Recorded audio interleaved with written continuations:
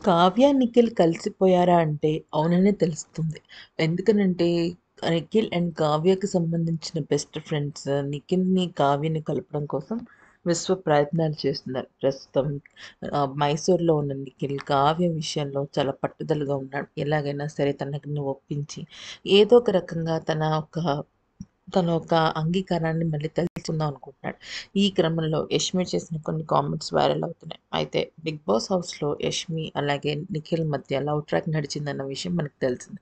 కానీ బయటకొచ్చిన తర్వాత నిఖిల్ గురించి యష్మి తను నాకు కేవలం ఫ్రెండ్ అనే మీరు అలా చూస్తున్నారు కాబట్టే అలా కనిపిస్తోందంటూ చెప్పింది. కానీ ఒకానొక సందర్భంలో మీరు నిఖిల్‌కి ఎందుకు క్లోజ్ అయ్యారో, మనం లవర్స్‌గా ఉన్నప్పుడే బావుండేదని ఎందుకన్నారు అంటే దానికి యష్మి చెప్పిన సమాధానం ఏంటంటే ఎన్నో సందర్భాలలో కావ్య గురించి నాతో మాట్లాడటం జరిగింది. ఆ సమయంలో కావ్యకి నాకు అయిపోయిందని, అయితే మేమిద్దరం బ్రేకప్ చెప్పేసుకున్నామని, ఇక మళ్ళీ మేము కలిసే ఉద్దేశం మాకు లేదని చెప్పడం జరిగింది. అందుకని ఇక నేను తనకి క్లోజ్ అయ్యాను అంటూ యష్మి చెప్పిన మాటలు వైరల్ అవుతున్నాయి.